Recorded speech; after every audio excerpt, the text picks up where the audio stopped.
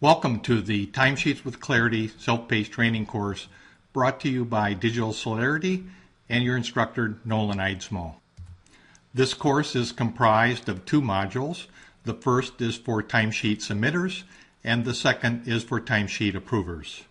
In the first module, we will first take a look at the context of timesheets, how they fit into the Clarity PPM system, and then we will go through the steps of navigating to timesheets, populating timesheets with the task and other activities, submitting the timesheets, dealing with timesheets that have been returned by approvers, and talk about estimates to complete ETCs on timesheets.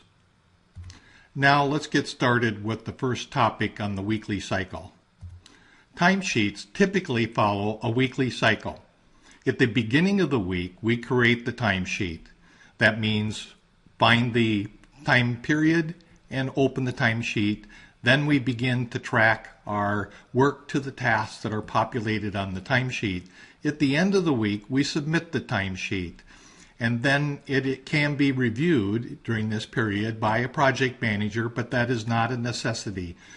The next stage is approve. The timesheet goes to the resource manager or timesheet approver and is reviewed and then is approved. And when all timesheets are reviewed and approved, the timesheets are posted for the week. Only timesheets that are approved can be posted, so there is some sense of urgency towards the end of the week to get all timesheets submitted and approved. Once all the timesheets are posted, then project managers can go into their project schedules and do any replanning that was affected by what happened during the previous week, and that begins the cycle over again where team members will then create their timesheets for the week, open their timesheets, and begin to track and submit and so on, and that's a weekly cycle. Now with that, we're now ready to go into a demo on the Clarity timesheet system, and we'll begin the steps to navigating and creating timesheets.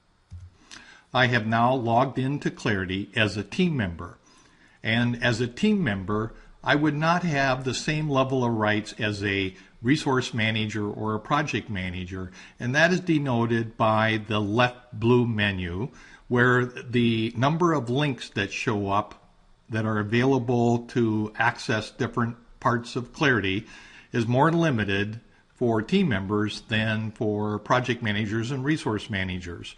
And so that is controlled by your access rights granted by the PMO or such similar organization. In this case, we have enough rights for the team member to do the functions that the team member needs to do. There are two ways to access timesheets. The first way is with an icon up in the upper toolbar in the upper right corner, and there is a current timesheet icon. That brings you into your current timesheet. So it's a very quick and efficient way to get to your current timesheet. Let me just demo that by clicking on it, and that will bring us into this current weekly timesheet.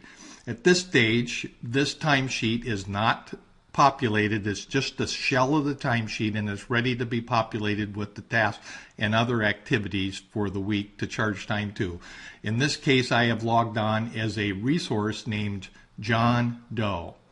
Now, that is one way to access it. It is the fastest way to access your timesheet. Now, let me show the other way. I'll go back to where I was in the overview logon page, and then from there I'm going to go to the second method, which is the timesheets link in the left main menu, the blue area. So we click on the timesheet. That will also get us to the timesheets area, but it is slightly different view than going into the current timesheet. When we go into timesheets from that link, it gives us access to the full timesheets window, which can be accessed by clicking on the expand filter link on the right side of the timesheet filter page. And if we click on that, we now see that we have a page, a timesheets page, which at the top is a filter that we can use to select different filter conditions and the resulting list of timesheets below. We will then access the timesheet by clicking on the little timesheets icon, little clock icon on the left side, so we can access any timesheet that's listed here. So using the timesheet icon in the upper toolbar gave us access to the current timesheet, and using the link on the left side menu, the main menu, gave us access to a listing of all timesheets. Now let's look at the filter conditions. The first one is timesheet status, and we see that there are 4 timesheet statuses that we can select from. Open is the point of a timesheet that is ready to be worked on or being worked on during the course of the week. We could be adding time and it is still in the open condition. It stays in that status until we actually submit it at the end of the week. And then when a timesheet is submitted, it goes to an approver, and once the timesheet approver approves it, the timesheet status changes to approved. And finally, at the end of the week, all timesheets are submitted and approved. The PMO goes through a posting process of all timesheets, and the timesheet status is changed to posted. So we can find those individual timesheets with different timesheet statuses by selecting those. The other one is dates. We can look at time periods, and the one that is selected here is all open time periods. Open time periods are defined by the PMO and typically involve the current time period this week and several weeks in the past, could be a month or 2 months in the past, and several weeks or month of weeks in the future. And so when we look at this selection on dates, we have all open time periods, prior time period, current time period. Most often we're dealing with the current time period. So if I pick that as a selection criteria along with open and click on the filter button, it now brings us to the current timesheet, which is open. It's not yet been submitted. When I click on that, I now have the timesheet framework, the outline of the timesheet for the current week, which is the same point that we got to originally when we used the timesheet icon, current timesheet, up in the upper right corner. As I said, at this stage, the timesheet is just the frame of the timesheet. We need to populate it with the tasks and other activities that we have been assigned to. To do that, we click on this populate button. That then brings in those tasks and other activities. So if I click on that, it brings up into the timesheet, pulls into the timesheet the tasks and other time items that we're assigned to. Let's take a look at the framework detail of the timesheet. First, the timesheet is segregated into a top section, which is tasks that come from projects. And the second section below is other time that can come from other investments, such as applications or PTO work time.